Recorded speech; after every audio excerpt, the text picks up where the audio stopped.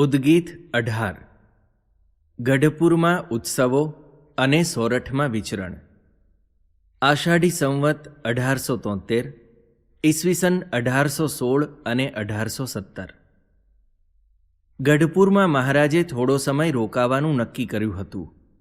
ત્યાંના ભક્તો પણ મહારાજના વિયોગથી દુઃખી થઈ જતા હતા.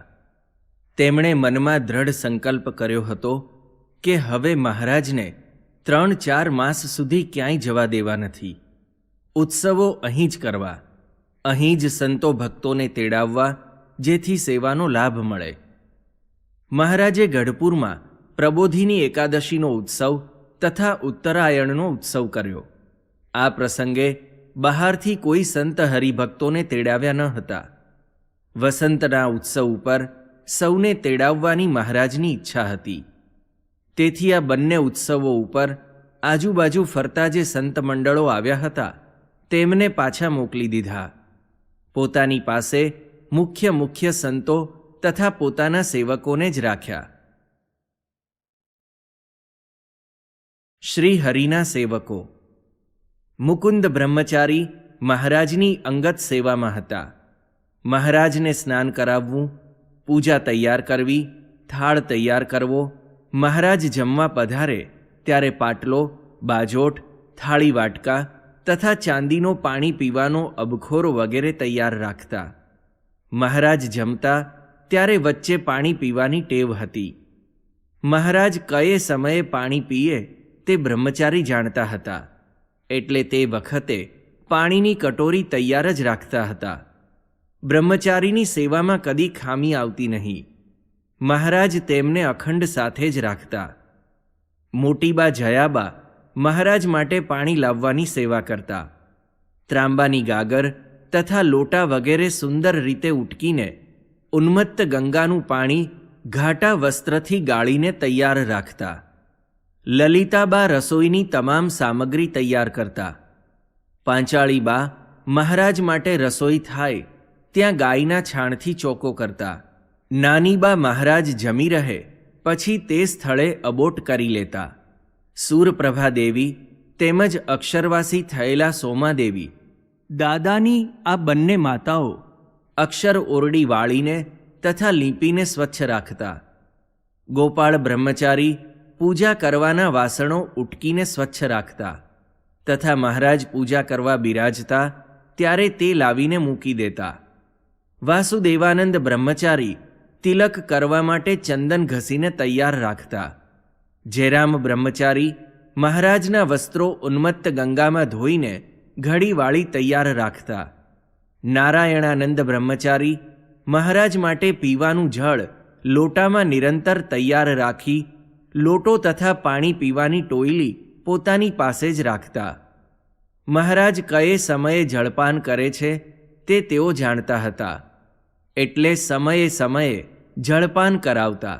રતનજી પાર્ષદ મહારાજના જમવાના વાસણો સાચવતા. મિયાજી મહારાજને સ્નાન કરવા માટે ગરમ પાણી કરવા ઈંધણા તૈયાર રાખતા. ગુમાનજી મહારાજને દાંતણ કરવા સારું બાવળના સુંદર દાંતણ તૈયાર રાખતા. મયારામ ભટ્ટ મહારાજને સમયે પહેરવાના વસ્ત્રો પોતાની પાસે તૈયાર રાખતા. આ ઉપરાંત મહાનુભાવાનંદ સ્વામી, આત્માનંદ સ્વામી, સ્વયં પ્રકાશાનંદ સ્વામી વગેરે સંતો દેશાંતરથી આવતા હરિભક્તોની સંભાળ રાખતા. તેમના ઉતારાની તથા જમવાની વ્યવસ્થાની જવાબદારી પણ તેમને શિરે હતી. ગુણાતીતાનંદ સ્વામી, શિવાનંદ સ્વામી, ગોવિંદાનંદ સ્વામી, મોટા પ્રજ્ઞાનંદ સ્વામી, અભેદાનંદ સ્વામી મહારાજ પાસે બેસી કીર્તનો ગાતા. ચૈતન્યાનંદ સ્વામી, કૃપાનંદ સ્વામી, ગોવિંદાનંદ સ્વામી હરિભક્તોને કથાવાર્તા ઉપદેશ કરતા. હરજી તથા ઉકા ભક્ત મહારાજ માટે વાડીમાંથી શાક લાવવા, ખાખરાના પાનના પડિયા તથા પતરાવડા બનાવવા વગેરે સેવા કરતા. હમીરજી મહારાજ માટે હાથ ધોવા માટે તથા ચોકો કરવા માટે ધૂળ સ્વચ્છ કરી કાંકરા કાઢી તૈયાર રાખતા. નિત્યાનંદ સ્વામી રાત્રે શ્રીમદ ભાગવત, ભગવદ્ ગીતા, વ્યાસસૂત્ર તથા વિષ્ણુ સહસ્ત્ર ગ્રંથની કથા મહારાજ પાસે કરતા. આમોદના દીનાનાથ ભટ્ટ સદગ્રંથો રચવા, સ્તોત્રો રચવા તે કાર્ય કરતા. તેમની બુદ્ધિ વેદવ્યાસના જેવી છે તેવું મહારાજ ઘણીવાર કહેતા. શુકાનંદ સ્વામી હરિભક્તોને, સંતોને જુદા જુદા દેશોમાં મહારાજની આજ્ઞાનુસાર પત્રો લખી મોકલતા, તેમજ શાસ્ત્રોનું સંશોધન પણ કરતા.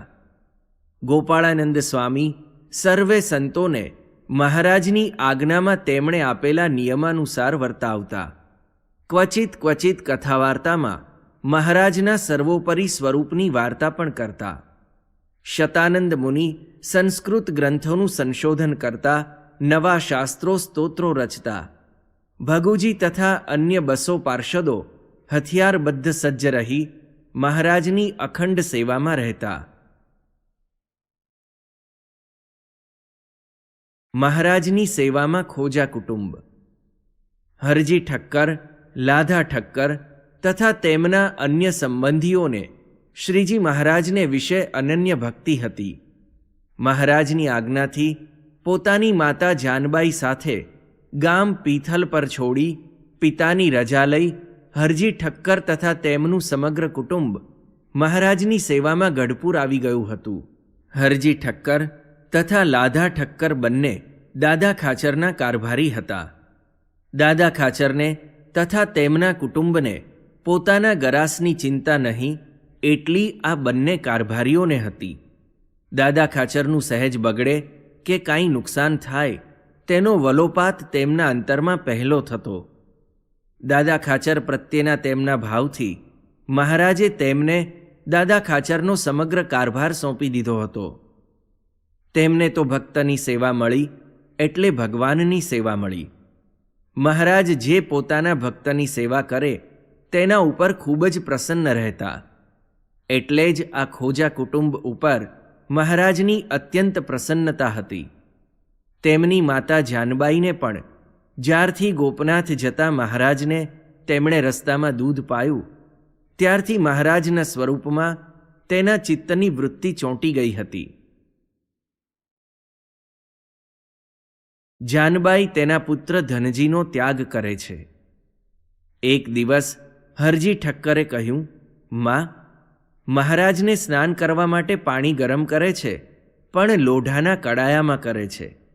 તો આપણી પાસે તાંબાનું ઉનામણું હોય તો દરબારમાં આપી દઈએ. જાનબાઈએ તરત જ કહ્યું, મોટું ઉનામણું છે, આપણે વાપર્યું જ નથી, તો જઈને મહારાજની સેવામાં આપી આવો.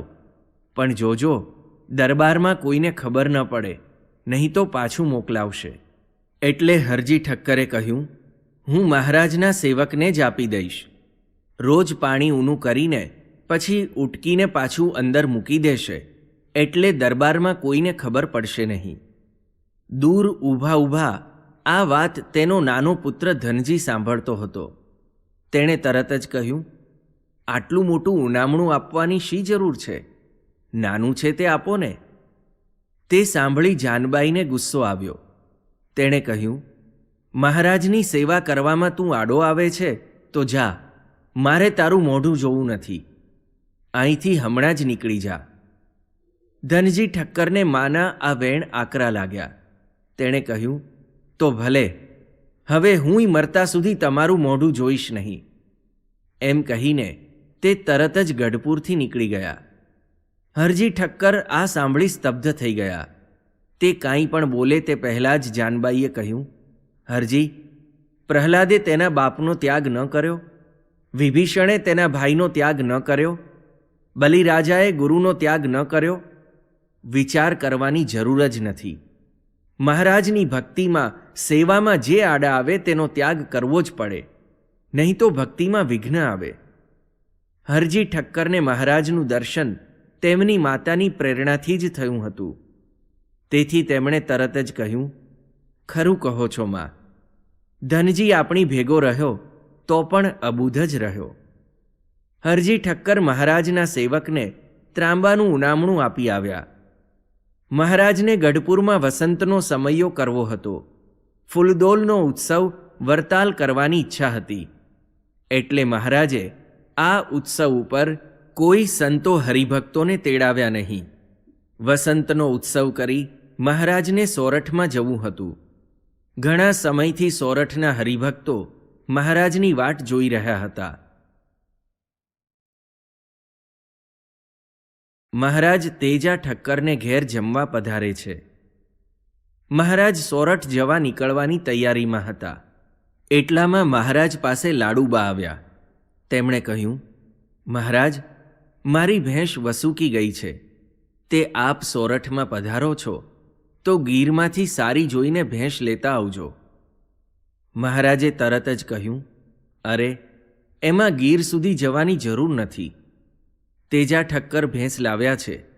કાલે જ એમણે દૂધ મોકલ્યું હતું, મીઠું સાકર જેવું, અને ટંકે 15 શેર દૂધ આપે છે. તેજા ઠક્કર એવું કહેતા હતા. એટલામાં તેજા ઠક્કર ત્યાં આવી ગયા. મહારાજે તેમને કહ્યું, ઠક્કર, આ લાડુબા કહે છે કે ગીરમાંથી સારી જોઈને ભેંસ લેતા આવજો. તમારી ભેંસનું દૂધ કાલે પીધું એ ક્યાંથી ખરીદી? મહારાજ, હું ગીરમાંથી જ લાવ્યો છું, પણ બાને જોઈતી હોય તો એ જ રાખી લ્યો ને, હું તો વળી બીજી લઈ આવીશ. પણ તમારા છોકરા દૂધ વગર રખડે ને, અમને એ ન પાલવે. મહારાજે કહ્યું, મહારાજ, અમે તો ભેંસુનો ધંધો કરીએ, એક લાવીએ ને વળી વેચી દઈએ. અમારે ઘેર તો દૂજાણું છે. તેજા ઠક્કરે તેની પ્રેમ ભીની વાણીમાં કહ્યું. તો બોલો, ભેંસનું શું આપવાનું? મહારાજે પૂછ્યું. મહારાજ, કાલે મારે ઘેર જમવા પધારો ત્યારે નક્કી કરીશું. હું બેચર ભટ્ટ અને લખીરામ શાસ્ત્રી પાસે રસોઈ કરાવીશ. પાણીયારું રસોડું ધોરાવી નાખીશું, માટે હા કહો. તેજા ઠક્કર એટલું કહી હાથ જોડી મહારાજ સામું જોઈ રહ્યા. તેમના મોઢાનો ભાવ જોઈ મહારાજે કહ્યું, ભલે, અમે આવશું, પણ રોટલા કરાવજો, બીજી માથાકૂટ કરશો નહીં. ભલે, એટલું કહીને તેજા ઠક્કર ઘેર ગયા. બીજે દિવસે બેચર ભટ્ટને તથા લખીરામ શાસ્ત્રીને તેજા ઠક્કરે ઘેર બોલાવ્યા. રસોડું પાણીયારું ધોવરાવી નાખ્યા. પાણી ગાળીને નવું ભરાવ્યું અને બંનેએ રસોઈ શરૂ કરી. તેજા ઠક્કરે કહ્યું, ભૂદેવો, તમારું પ્રિય ભોજન લાડુ, દાળ ભાત, શાક, ભજીયા વગેરે બનાવવાનું છે.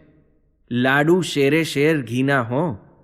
પુરુષોત્તમ નારાયણ પધારવાના છે, માટે કાંઈ મણા રાખશોમાં. બંને ભૂદેવો પણ મહારાજના ભક્ત હતા. આજે આ સેવા મળી તેથી તેમને ઘણો આનંદ થયો. રોજ તો દરબારમાંથી મહારાજનો થાળ આવે. ક્યારેક મુકુંદ બ્રહ્મચારી થાળ કરે, પણ તેમને કોઈ વખત આ સેવા મળતી ન હતી. ઉત્સવ જેવું હોય ત્યારે મોટી રસોઈ કરવા આવતા. તેમણે ભાવથી લાડુ બનાવ્યા. લાડુ જોઈ તેજા ઠક્કર રાજી થઈ ગયા. તેમણે કહ્યું, બેચર ભટ્ટ, ગીરની ભગરી ભેંસનું આ ઘી છે, બરાબર વાપર્યું છે ને? બેચર ભટ્ટે કહ્યું, ઠક્કર, મહારાજ જમવાના હોય એટલે કાંઈ બાકી રાખીએ. તમારો ભાવ છે એટલે લાડુ સારા બન્યા છે. મહારાજ પધાર્યા. સાથે બ્રહ્મચારી, ભગુજી, રતનજી તથા અન્ય પાર્ષદો પણ આવ્યા. મહારાજે સ્નાન કરી પિતાંબર પહેર્યું. બ્રહ્મચારીએ પાટલો બાજોઠ તૈયાર રાખ્યા હતા. મહારાજ જમવા બિરાજ્યા. બેચર ભટ્ટ થાળ લઈને આવ્યા. લાડુ જોઈને મહારાજે કહ્યું, ઠક્કર, આ શું બનાવ્યું? અમે નાનોતી કહી. અરે મહારાજ, આપ અમારા ઘરે પધારો અને રોટલા તે કાંઈ ઓછા જમાડાય? અમારા ક્યાંથી ભાગ્ય, માટે ગરીબ સેવકનો થાળ અંગીકાર કરો. મહારાજ તો ભાવના ભોજન જમતા. જેતલપુરમાં જીવણ ભગતનો મઠનો રોટલો અને ભૂં પાથરીની ભાજી જમ્યા હતા, અને દરબારોને ત્યાં ભારે ભારે પકવાનો પણ જમતા હતા. ભાવ ન હોય તો પકવાનમાં પણ તેમને સ્વાદ આવતો નહીં. આજે તેજા ઠક્કરના લાડુ મહારાજ જમતા જાય અને વખાણતા જાય. લખીરામે કહ્યું, મહારાજ, ઠક્કરનો ભાવ એવો છે એટલે લાડુ આપને ભાવે છે. તેની ગીરની ભેંસનું તાજું ઘી શેરે શેર નાખ્યું છે. આપ ન પધાર્યા હોત તો અમારુંય બધું સળગી જાત.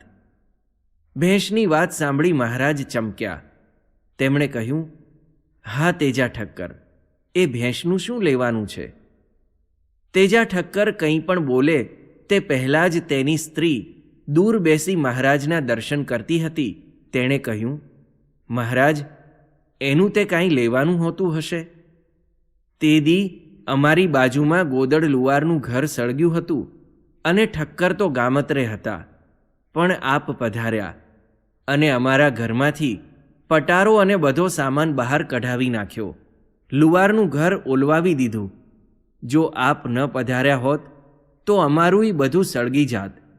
આપે રક્ષા કરી તો અમે આટલી સેવા ન કરીએ. તેજા ઠક્કર આ સાંભળી હસવા લાગ્યા. તેણે કહ્યું, મહારાજ, આ બૈરાની જાત ખરીને તે વચમાંથી સેવા પડાવી લીધી.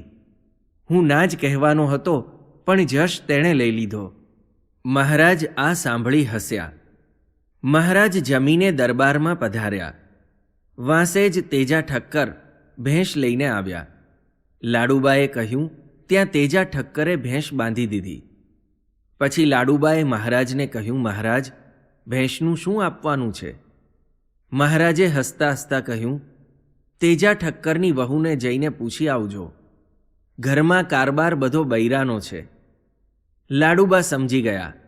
પછી લાડુબાએ ભેંસના 100 રૂપિયા આપ્યા.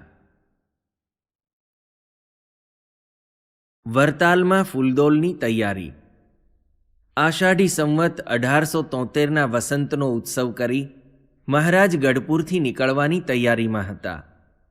તેમણે પાર્ષદોને કહ્યું, ફૂલદોલના ઉત્સવ માટે હવે બીજું સ્થાન શોધી કાઢો. વરતાલમાં આપણે બહુ ઉત્સવો કર્યા. ત્યાંના ભક્તોએ પણ બહુ જ ભીડો વેઠ્યો, સેવા કરી. એટલે હવે બીજા સ્થળે ઉત્સવ કરીએ. એટલે સેવકોએ કહ્યું, મહારાજ, બામણગામ, બોચાસણ વગેરે ગામો છે, ત્યાં ઉત્સવ કરીશું. એટલે મહારાજે કહ્યું, એ ગામ ખરા, પણ ત્યાં વરતાલ જેવી જળ છાયાની જુગતી નહીં. એટલું કહીને પછી કહ્યું, આપણે ઉત્સવ તો વરતાલમાં જ રાખીએ. ત્યાં બધી સગવડતા છે એટલે ફાવશે. તમે વરતાલમાં જાઓ અને ત્યાં રંગ ભરવા માટે પાકા હોજ બનાવજો. અમે ફૂલદોલ ઉપર ત્યાં આવી પહોંચીશું. એમ કહી સ્વામી રામદાસ તથા નારાયણગીરી ઉપર મહારાજે ઉત્સવની તૈયારી કરવા પત્ર લખી આપ્યો. મહારાજે ગઢપુરથી નીકળવાની તૈયારી કરી. સોરઠના ભક્તો તેમને યાદ આવ્યા. રામાનંદ સ્વામી ધામમાં ગયા પછી ફક્ત થોડા જ વર્ષો મહારાજે સોરઠમાં વિચરણ કર્યું હતું. ત્યારબાદ ગુજરાતમાં સત્સંગ વધવા લાગ્યો, એટલે મહારાજનું સોરઠમાં વિચરણ ઓછું થયું.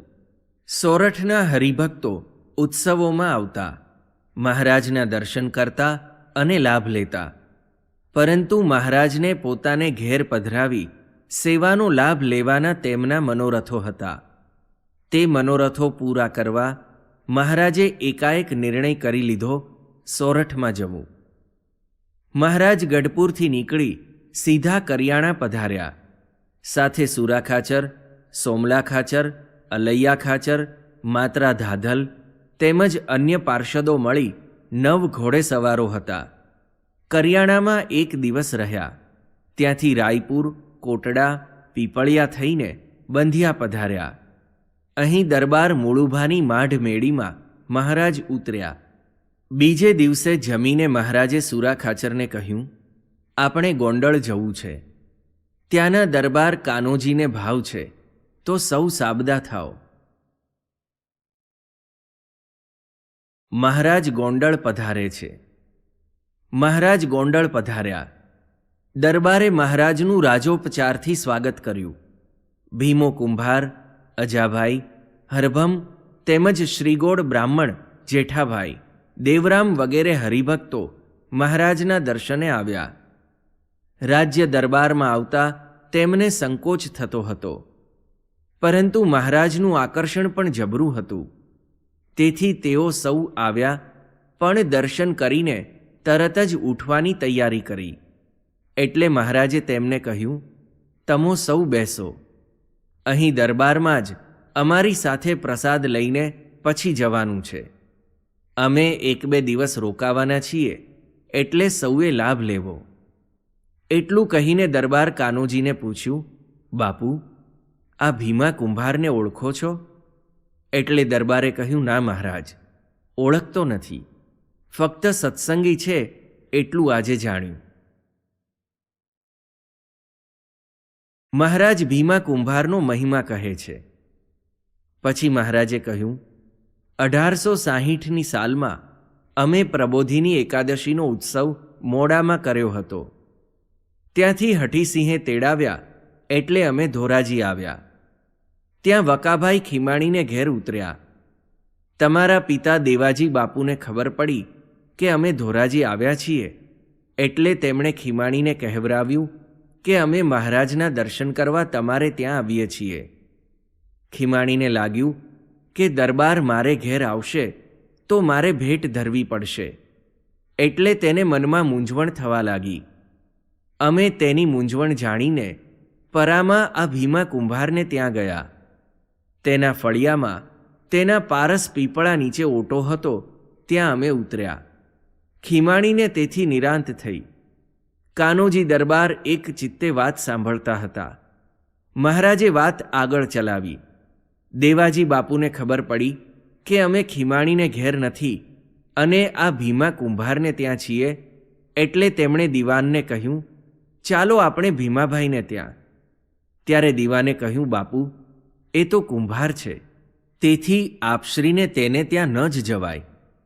આ સાંભળી દેવાજી બાપુએ કહ્યું, સાક્ષાત ભગવાન જો કુંભારને ત્યાં ઉતર્યા હોય તો હું તો તેમનો સેવક છું, મને શો બાધ?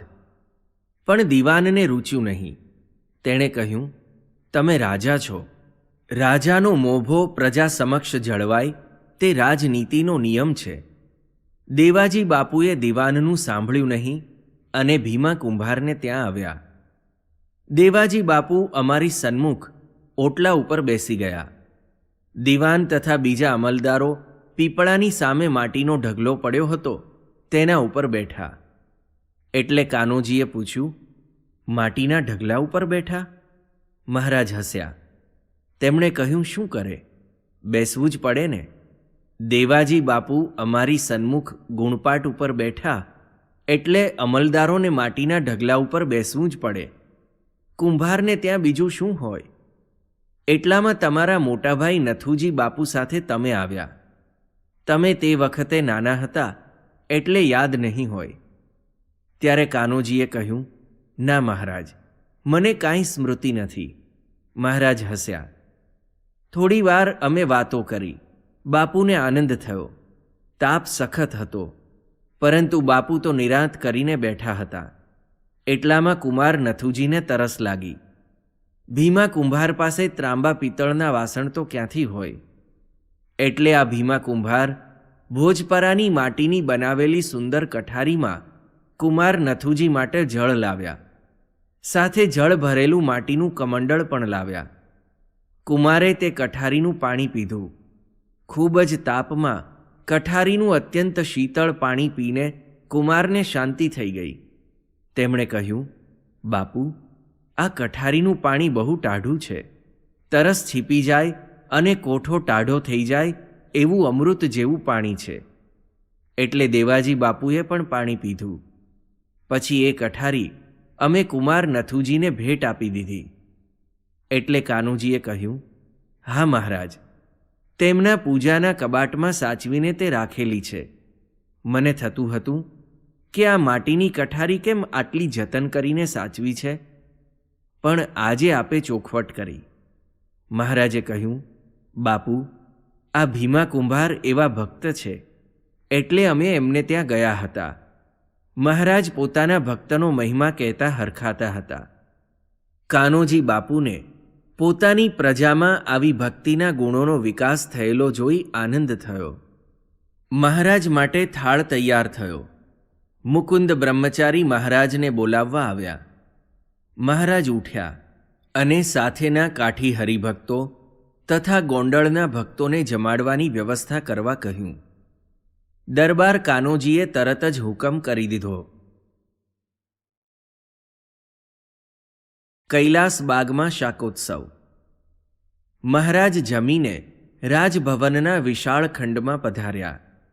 સંતો તથા હરિભક્તો પણ જમીને ત્યાં આવી ગયા. દરબાર કાનોજી તો મહારાજની સેવામાં જ હતા. તેમણે મહારાજને હાથ જોડી કહ્યું, મહારાજ, આપ હવે આરામમાં પધારો. ત્યારે મહારાજે કહ્યું, બાપુ, અહીં અમારે 1.5 દિવસ રહેવું છે. આવતીકાલે જમીને ચાલવું છે. તેમાં જો અમે આરામ કરવા જઈએ તો તમને સત્સંગનો શો લાભ મળે? તમે અમારી અન્ન વસ્ત્રાદિકે કરીને સેવા કરો છો, એટલે અમારે પણ તમારી સેવા કથા વાર્તાએ કરીને કરવી જોઈએ. તમારા પિતા બાપુ દેવાજીના પ્રસંગો તમને સંભળાવવા છે. તમારામાં પણ તેમના સંસ્કારો છે, પણ એ વધુ ખીલે અને જનક રાજાની જેમ ભક્તિ કરી સંસારથી નિર્લેપ રહીને રાજકારભાર કરી શકો એવું બળ તમને બાપુના પ્રસંગો સાંભળીને મળશે. પછી મહારાજે ગુણાતીતાનંદ સ્વામીને કહ્યું, સ્વામી, ગોંડલમાં જ્યારે અમે આવ્યા હતા ત્યારે તમે અમારી સાથે હતા, તો તમે જ હવે બાપુને દેવાજી બાપુના પ્રસંગો કહો. ગુણાતીતાનંદ સ્વામીને જ્યારે જ્યારે મહારાજની સાથે રહેવાનો પ્રસંગ મળતો ત્યારે તેઓ મહારાજની સૂક્ષ્મમાં સૂક્ષ્મ ક્રિયાનું એટલી જ સૂક્ષ્મ રીતે અવલોકન કરતા.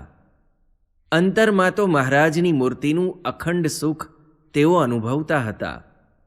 છતાં તે પ્રગટ મૂર્તિનો બાહ્ય સંબંધ જ્યારે થતો ત્યારે તેઓ તે લાભ લેવાનું ચૂકતા નહીં અને એ સંબંધની સ્મૃતિને અંતરમાં ભંડારી દેતા.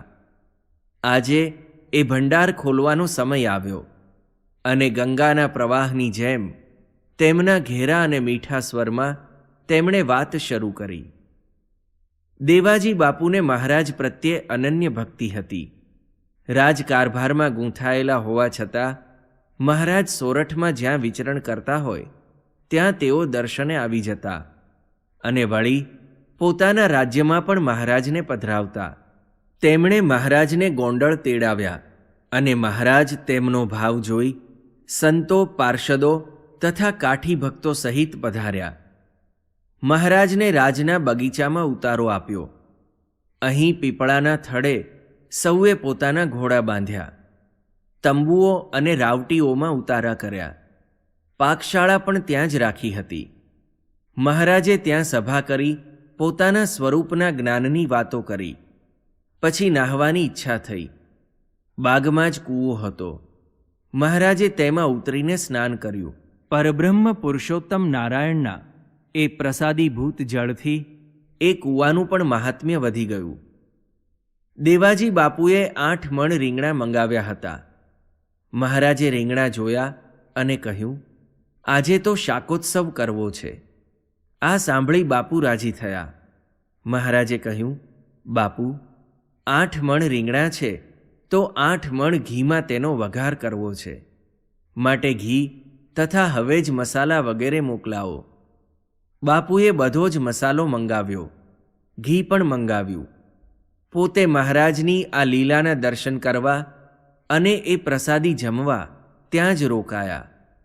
હવે જ મસાલો બધો આવી ગયો, પણ તેમાં હળદર ન હતી.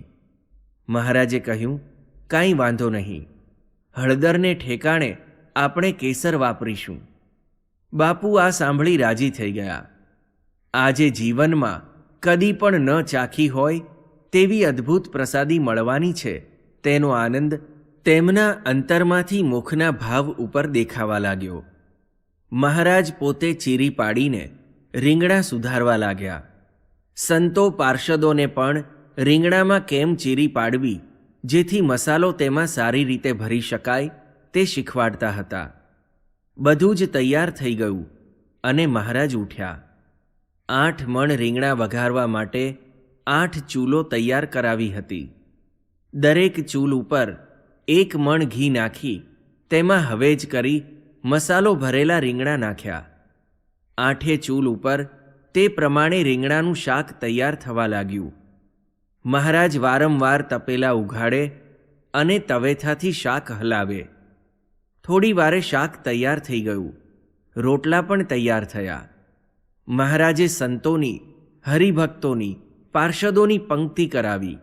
બાપુને પણ પાટલા ઉપર બેસવા કહ્યું. ત્યારે તેમણે કહ્યું, આપ જમશો, પછી જ હું જમીશ. મહારાજ તેમના ભાવથી પ્રસન્ન થયા. મહારાજ પંક્તિમાં રીંગણાનું શાક પીરસવા લાગ્યા. પંક્તિમાં મહારાજ પીરસે, વળી તપેલાઓમાંથી શાક હલાવી શાક પણ કાઢે અને તે શાક પાત્રમાં લઈને પંક્તિમાં પધારે. એમ એકી સાથે 3 ક્રિયા કરતા મહારાજના 3 સ્વરૂપના સૌને દર્શન થયા. દેવાજી બાપુ પણ આ દિવ્ય દર્શનથી અત્યંત આનંદમાં આવી ગયા. પોતાને ધન્ય માનવા લાગ્યા. મહારાજે પોતાને આંગણે આ ઉત્સવ ઉજવી આવી દિવ્ય લીલા કરી પોતાને કૃતાર્થ કરી દીધા એ ભાવથી તેમની આંખોમાંથી હર્ષાશ્રુ ચાલવા લાગ્યા. મહારાજે સ્વયં બનાવેલું સુંદર શાક, અમૃતથી પણ અધિક, સંતો પાર્ષદો સૌ એ જ જમ્યા. કોઈએ રોટલા કે ખીચડી લીધા નહીં. મહારાજ પણ વારંવાર પંક્તિમાં પધારે. સંતોની પંક્તિમાં દેખાય, વળી હરિભક્તોની પંક્તિમાં પણ દેખાય અને પાર્ષદોને પણ ખૂબ આગ્રહ કરી પીરસતા દેખાય. આ દિવ્ય દર્શનથી સૌ ભાન ભૂલી ગયા. અક્ષરધામના દિવ્ય સુખનો અનુભવ થયો. એટલે એક હરિભક્તે કહ્યું, એ ધામ તો તમે જ છો. તે સાંભળી સ્વામી કાંઈ બોલ્યા નહીં, પરંતુ મહારાજે કહ્યું, ધામ તો અમારી ભેળું જ હોય ને. પછી સ્વામી બોલ્યા, બાપુ સાથે તેમના તમે 4 પુત્રો હતા. તમારા મોટાભાઈ દરબાર નથુજી અને તમે, મોતીભાઈ અને ભાણાભાઈ. મહારાજે સૌને જમાડ્યા અને માથે હાથ મૂકીને આશીર્વાદ આપ્યા. મહારાજની વાણી સમજાતી નથી. આગળ વાત કરતા સ્વામીએ કહ્યું, મહારાજ આ બાગમાં રોજ સભા કરતા. દેવાજી બાપુ પણ રોજ મહારાજના દર્શન કરવા અને જ્ઞાન વાર્તા સાંભળવા આવતા. ત્યાં એક પાખંડી આવ્યો. તેણે મહારાજની વાર્તા સાંભળીને કહ્યું, તમારી વાત સમજાતી નથી, પરંતુ આ મુક્તાનંદ સ્વામીની વાત સમજાય છે. આ રીતે મુક્ત મુનિની પ્રશંસા કરી મહારાજને ગૌણ કરવાનો પાખંડીનો ઈરાદો હતો. પરંતુ મુક્તાનંદ સ્વામીએ તરત જ કહ્યું, ભગવાનની વાણી તો શ્રુતિ સમાન કહેવાય. બ્રહ્માદિકને પણ તે ન સમજાય તો તમે તે કોણ માત્ર? પોતાનું માન હણાયું, તેથી તે ઉઠીને ચાલી નીકળ્યો. મહારાજ મંદ મંદ હસતા હસતા સ્વામીની વાત સાંભળતા હતા. પછી તેમણે કહ્યું, હવે રાખો. બાપુ ગઈકાલના આપણી સરભરામાં ખડે પગે છે, માટે હવે તેમને આરામ કરવા જવાની રજા આપીએ. ગોંડલમાં પ્રસાદીના સ્થાનો. કાનોજી બાપુ સાંજે પધાર્યા એટલે મહારાજની આજ્ઞાથી સ્વામીએ વાત શરૂ કરી. બાપુ, અહીં આ બાગમાં મહારાજ સૌ સંતોને અષ્ટાંગ યોગ શીખવતા હતા, પરંતુ તેમાં કેટલોક વિક્ષેપ થતો. એટલે મહારાજે દેવાજી બાપુને કહ્યું, અહીં સંતોને યોગ શીખવીએ છીએ, પણ અહીં માણસોની અવરજવર વિશેષ છે, તેથી વિક્ષેપ પડે છે. માટે કોઈ એકાંત સ્થાન હોય તો બતાવો. એટલે બાપુએ ગામની ઉત્તરે ગોંડળી નદીના કાંઠા ઉપર આશાપુરી માતાના સ્થાનમાં મહારાજને ઉતારો આપ્યો. ત્યાં બધી જ વ્યવસ્થા કરી દીધી. મહારાજ સંતોને ત્યાં યોગ શીખવતા. તે વખતે મહારાજ ગોંડળમાં 2 મહિના રહ્યા હતા. ગામના અજાભાઈ તથા હરભમને ત્યાં પધરામણીએ પધાર્યા હતા. તેમને ઘેર જમ્યા પણ હતા. વળી એ સ્થાનની નજીક એક પ્રણામીનું મંદિર છે. તે મંદિરની પાસે એક કુંભાર ભક્ત રહેતા હતા. તેને ઘેર મહારાજ એક રાત રહ્યા હતા.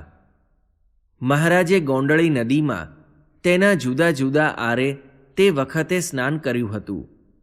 ત્યાં હાથિયા પથ્થર ઉપર બેસી મહારાજ ઘણી વાર નહાયા છે. જેઠા મહારાજને આશીર્વાદ. અહીં નિત્ય મહારાજની સેવામાં આવતા જેઠા મહારાજનો ઉલ્લેખ કરી સ્વામીએ કહ્યું, મહારાજ પાસે આ શ્રીગોળ બ્રાહ્મણ જેઠા મહારાજ આવતા. બ્રાહ્મણ જ્ઞાતિમાં તે એક જ સત્સંગી હતા. મહારાજે તેને પૂછ્યું ત્યારે તેણે કહ્યું, પ્રભુ, અમારી જ્ઞાતિમાં હું એક જ સત્સંગી છું, એટલે અમારા જ્ઞાતિ ભાઈઓ મને બહુ ત્રાસ આપે છે. હું જાજુ ભણ્યો નથી, એટલે તેમની સાથે વાદ વિવાદ કરી શકું નહીં. એટલે તે બધા કહે છે, તારો ધર્મ ખોટો. મહારાજ તેની ભોળી વાણી સાંભળી હસ્યા. પછી જેઠા મહારાજને માથે 2 હાથ મૂકીને મહારાજે કહ્યું, આજથી તારી સાથે કોઈ વાદ વિવાદ કરી શકશે નહીં. તારી વિદ્વતા આગળ બધાને માથા નમાવવા પડશે. મહારાજના આશીર્વાદથી ત્યાર પછી જેઠા મહારાજે ઘણાને સત્સંગ કરાવ્યો. સ્વામીની વાતમાં ઝીણવટ હતી, પ્રસંગની સુંદર છણાવટ હતી. કાનોજી બાપુને વાતમાં રસ પડ્યો હતો. પોતાના પૂર્વજને સત્સંગ પ્રત્યેની આવી આત્મબુદ્ધિ હતી, તે સાંભળી તેમને અંતરદ્રષ્ટિ થવા લાગી. રાજ્યની સત્તા અને ક્ષત્રિય વટનું અભિમાન તેમને આ પ્રકારનો સત્સંગ કરવા બાધા કરતું હતું. સ્વામીએ આગળ વાત કરતા કહ્યું, હઠીસિંહ બાપુએ મહારાજને 4થી વાર ગોંડલમાં તેડાવ્યા. રાજ્યનું સેનાપતિ પદ તે સંભાળતા હતા. તેમને મહારાજ પ્રત્યે ખૂબ જ ભાવ હતો અને અગાઉ ધોરાજીમાં પણ તેમણે મહારાજને પધરાવ્યા હતા. તેમના આમંત્રણથી મહારાજ 4થી વાર ગોંડલ પધાર્યા. ગામમાં પોતાના જ દરબારમાં મહારાજને તેમણે ઉતાર્યા. મહારાજ હઠીસિંહ બાપુના દરબારમાં પધાર્યા છે તે સમાચાર ગામમાં પ્રસરી ગયા. ગામના હરિભક્તો, પ્રજાજનો, દરબારો, અમલદારો બધા જ મહારાજના દર્શને આવ્યા.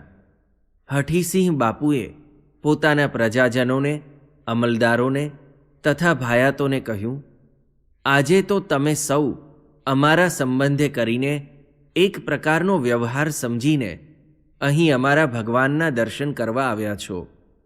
પરંતુ આ ભગવાન તો સૌના છે. આજે સ્વામિનારાયણ નામધારી પૃથ્વી ઉપર તે પ્રગટ થયા છે. માટે વિશ્વાસ રાખી તેમનો આશ્રય કરશો તો તમારા સૌનું કલ્યાણ થશે. ભગવાનનું સાચું ઐશ્વર્ય. હઠીસિંહ બાપુની વાત સાંભળી મહારાજ રાજી થયા. રસોઈ તૈયાર થઈ. સૌ જમ્યા. મહારાજ જમીને પશ્ચિમ તરફના ગોખમાં બિરાજ્યા. દરબારના વિશાળ ખંડમાં સંતોએ સભા કરી.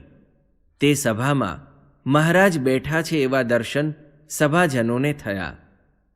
તેમણે આશ્ચર્યવત બની ગોખમાં જોયું તો ત્યાં પણ મહારાજ બિરાજતા હતા. બાપુ હઠીસિંહની વાતમાં તેમને વિશ્વાસ આવ્યો. તે સમયે મુક્તાનંદ સ્વામી વાત કરતા હતા, પરચાથી પ્રભુપણું નથી. અનેક સ્વરૂપે દેખાવું, પરકાયા પ્રવેશ કરવો, અન્યના સરખું રૂપ ધારણ કરવું, આ બધી સિદ્ધિઓ છે. તે સિદ્ધિઓ ભગવાનની તો દાસી છે, પણ ભગવાન તેનો ઉપયોગ કરતા નથી. ભગવાનનું ભગવાનપણું તો જીવોનું અનાદિ અજ્ઞાન ટાળી તેમને બ્રહ્મરૂપ કરી બ્રહ્મધામના અધિકારી બનાવવા તે જ છે. તે કાર્ય કરતાં કરતાં સહેજે સહેજે ઐશ્વર્ય દેખાઈ પણ જાય, પરંતુ સાચું ઐશ્વર્ય તો મૂળ માયાને દબાવી પોતાના ભક્તોનું રક્ષણ કરવું તે જ છે. સભામાં આ વાતો સાંભળી મહારાજ હસતા હતા. તે વખતે ગોખમાં બિરાજેલા મહારાજ પણ હસતા હતા. પછી મહારાજ ગોખમાંથી ઉઠીને સભામાં પધાર્યા, એટલે સભાની મૂર્તિ અદૃશ્ય થઈ ગઈ. દરબાર હઠીસિંહજીએ મહારાજનું પૂજન કર્યું, ભેટ ધરી. મહારાજે તેમને કહ્યું, બાપુ, તમે તો યદુકુળ ભૂષણ કહેવાઓ. તમારા રાજ્યમાં ક્ષત્રિયો બાળકીની હત્યા કરે તે અયોગ્ય કર્મ કહેવાય. તેનું પાપ રાજાને પણ લાગે. બાળક તો શરણાગત કહેવાય. તેનું તથા ગરીબોનું રક્ષણ કરવું એ રાજાનો ધર્મ છે. એ ધર્મ ચૂકી તમે તમારા રાજ્યમાં થતો અધર્મ સાંખી લેશો તો ભગવાન તમને માફ નહીં કરે. અમે બંધિયામાં પણ આ વાત કરી હતી. જ્યાં જઈએ છીએ ત્યાં આ વાત કરીએ છીએ. અનાથ બાળકીની હત્યા કરવાથી બાળ હત્યા અને સ્ત્રી હત્યાના 2 પાપ લાગે છે. માટે અમારી આજ્ઞા છે કે આ હત્યા થતી તમે અટકાવો. જો એ નહીં અટકે તો એક સત્તા એવી આવી રહી છે કે જે કાયદો કરીને પણ આ પ્રકારની હિંસા અટકાવશે. બાપુ હઠીસિંહને મહારાજની વાત ગળે ઉતરી ગઈ. તેમણે કહ્યું, જરૂર મહારાજ, હું દેવાજી બાપુને કહી આ હિંસા અટકાવીશ.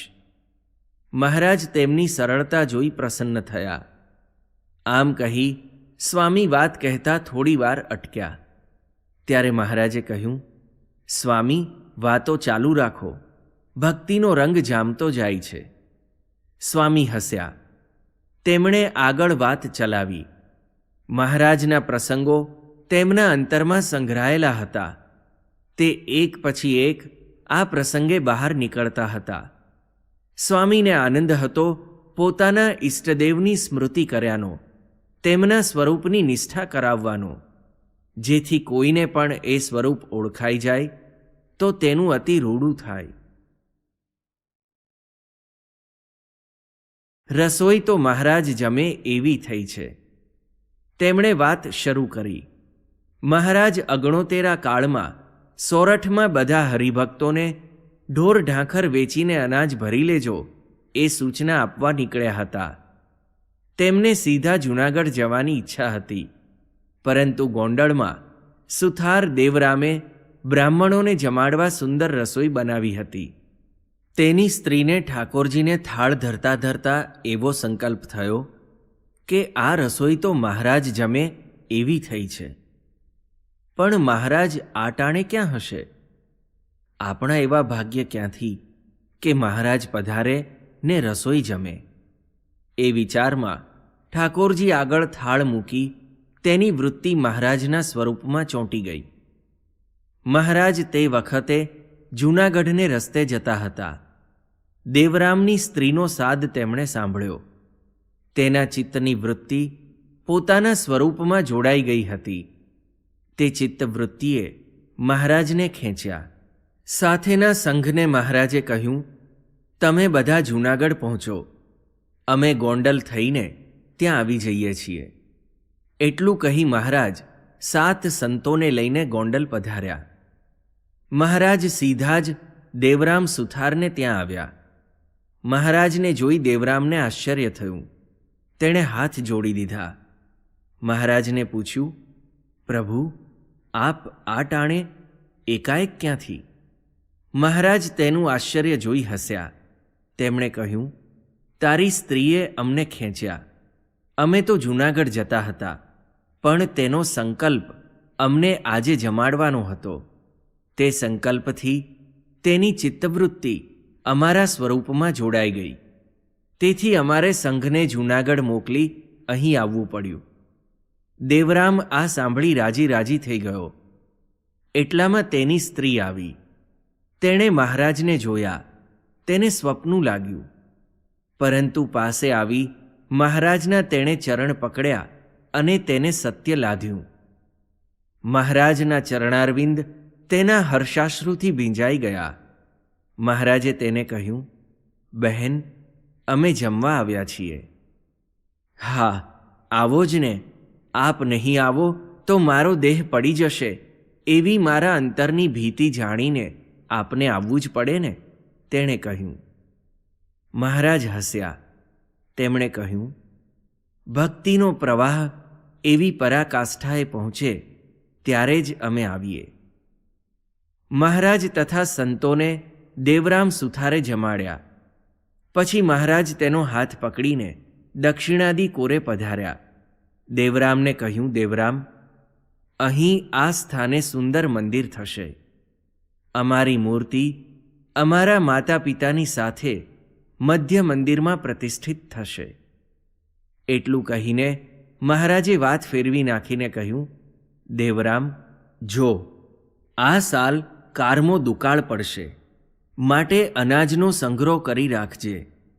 અમે ગામો ગામ હરિભક્તોને કહેવા માટે નીકળ્યા છીએ એટલું કહીને મહારાજ સંતો સાથે જૂનાગઢ જવા નીકળી ગયા.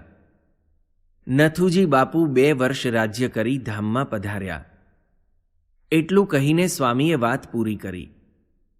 પોતાના પૂર્વજોની મહારાજ પ્રત્યેની આવી ભક્તિ જોઈ કાનોજી દરબારના અંતરના વજ્રના કમાડ ઉઘડી ગયા. તેમણે મનમાં નિશ્ચય કરી લીધો કે પૂર્વજોએ લોહીમાં રેડેલા સંસ્કાર સાચવવા, તે સંસ્કાર પ્રમાણે જીવન જીવવું અને પ્રજામાં તે સંસ્કારનું સિંચન કરવું. મહારાજ ગોંડલથી બીજે દિવસે જમીને નીકળી ગયા. દરબાર કાનોજીને સત્સંગનો રંગ લાગી ગયો.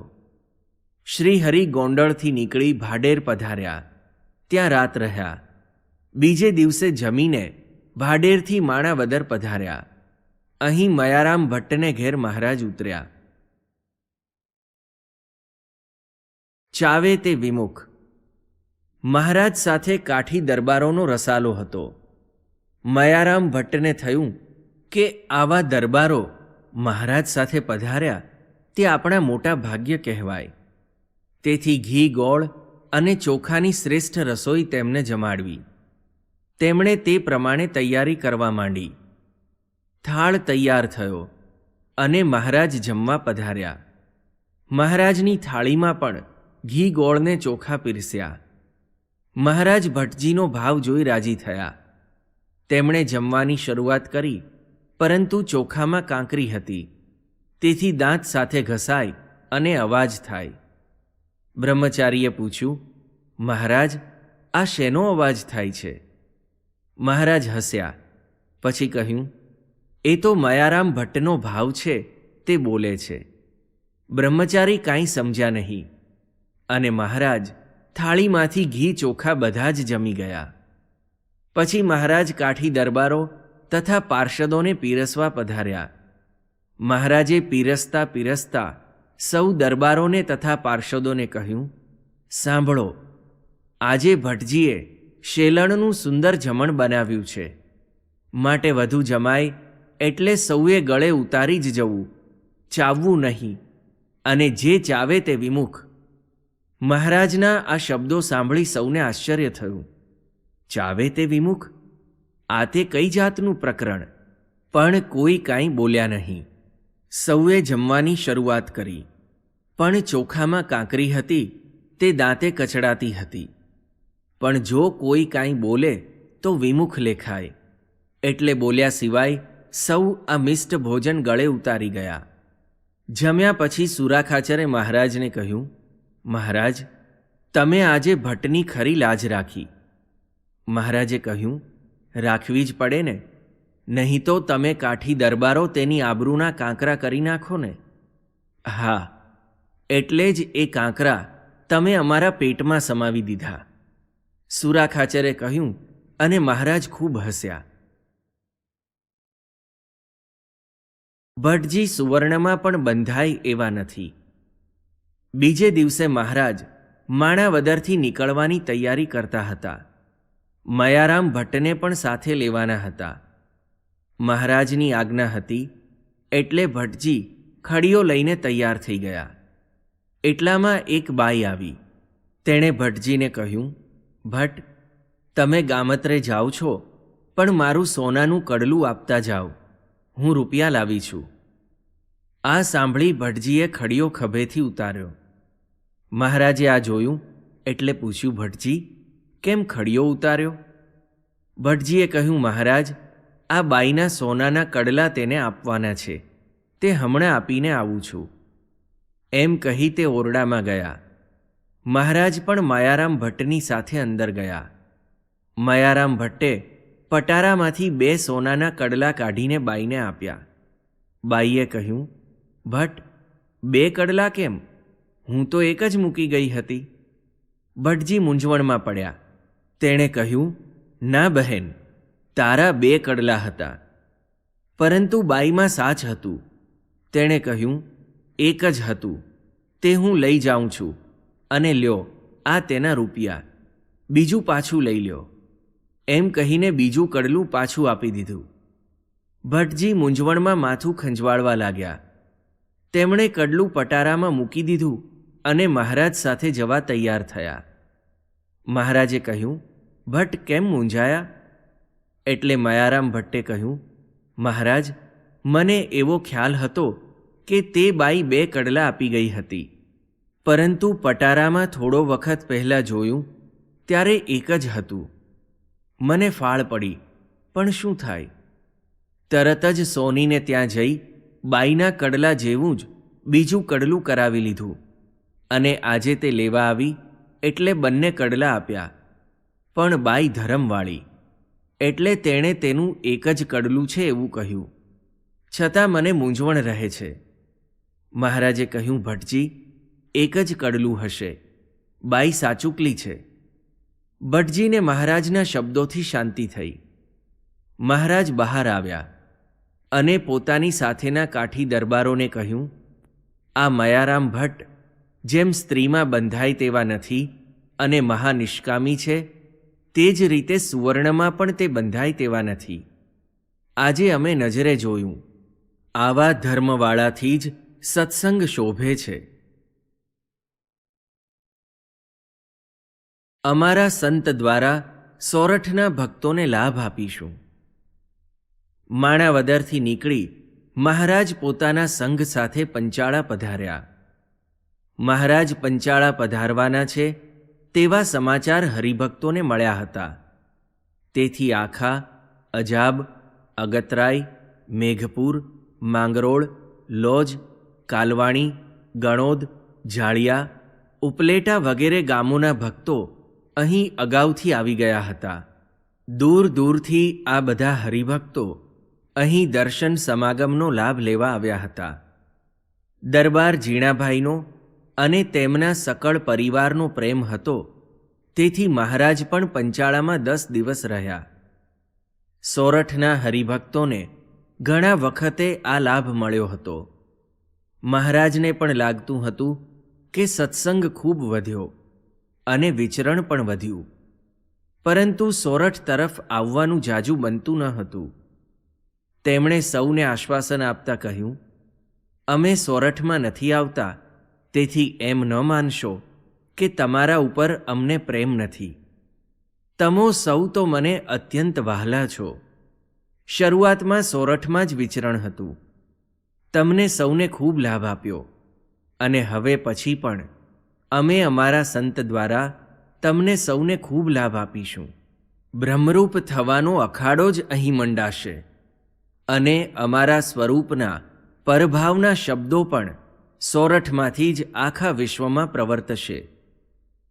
મહારાજના આ શબ્દોથી સોરઠના સત્સંગીઓને ભારે હૈયાધારણ મળી ગઈ.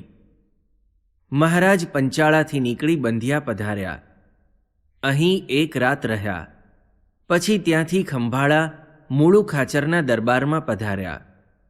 મૂળુ ખાચરને મહારાજે પૂછ્યું, બાપુ, હોકા અફીણનું કેમ છે? મૂળુ ખાચરે હસતા હસતા કહ્યું, મહારાજ, આપની દયાથી બધુંય ગયું. હવે તો સત્સંગના સુખે સુખીઓ છું. સોરઠમાં વિચરણ કરીને મહારાજ ગઢપુર પધાર્યા.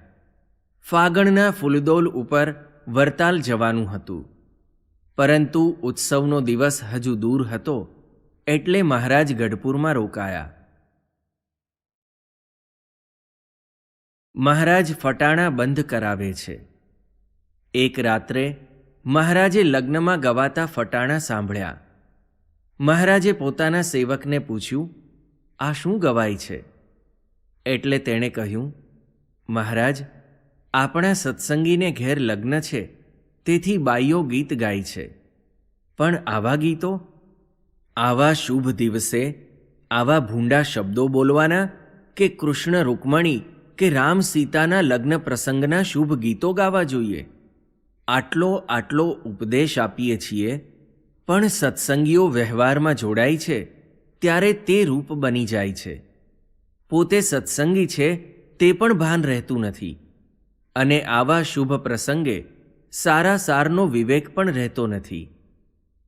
એમ કહી મહારાજ ઉઠ્યા. તેમણે ભગુજીને કહ્યું, લાવો પાઘ, અહીં નથી રહેવું. મહારાજના મુખ ઉપર ઉદાસીનતા હતી. ભગુજીએ પાઘ આપ્યો નાજા જોગિયા ઘોડી તૈયાર કરીને લાવ્યા. મહારાજ ગઢપુરથી નીકળી પાસેના ગામ સુખપુરમાં પધાર્યા. પરંતુ અહીં પણ લગ્નનો પ્રસંગ હતો અને બાઈઓ ઊંચી ઊંચી થઈને લગ્ન ગીતો ફટાણા ગાતી હતી. સામે પક્ષે પણ જોરદાર ફટાણા ગવાતા હતા. મહારાજ ઉદાસીનતા ટાળવા ગઢપુરથી અહીં પધાર્યા તો અહીં પણ એવા જ અશ્લીલ શબ્દો સાંભળ્યા. તેમની ઉદાસીનતા વધી. મહારાજે કહ્યું, અહીં પણ નથી રહેવું, ચાલો સત્સંગ છોડીને ચાલ્યા જઈએ. તે સાંભળી મહારાજના સેવકો મૂંઝાયા. તેમણે કહ્યું, મહારાજ, ગઢડામાં મોટેરા સંતો છે, તેમને મળીને પછી આપ પધારો. મહારાજને તે યોગ્ય લાગ્યું. મહારાજ મોડી રાત્રે ગઢપુર પાછા પધાર્યા. સવારના મોટેરા સંતોને બોલાવ્યા. મહારાજે પોતાની ઉદાસીનતાની વાત કરી. તેમણે કહ્યું, મહારાજ, આપ આજ્ઞાપત્ર લખો, બધે મોકલીએ. ફટાણા ગાવાનું આપની આજ્ઞા પ્રમાણે આપણા તમામ ભક્તો બંધ કરી દેશે. એટલે સુરા ખાચરે કહ્યું, ત્યારે ગાશે શું? લગ્નનો લાહવો તો લેવો જોઈએ ને. મહારાજે તરત જ કહ્યું, આપણા મુક્તાનંદ સ્વામી કૃષ્ણ રૂકમણી તથા રામ સીતાના લગ્નના ગીતો રચશે, તે ગાવા. તેમાં ભગવાનની સ્મૃતિ રહે અને પ્રસંગની પવિત્રતા પણ સચવાય. એટલું કહીને મહારાજે હરિભક્તો ઉપર પત્ર લખાવ્યો અને લગ્નમાં ફટાણા ગાવાનો કુરિવાજ બંધ કરાવ્યો.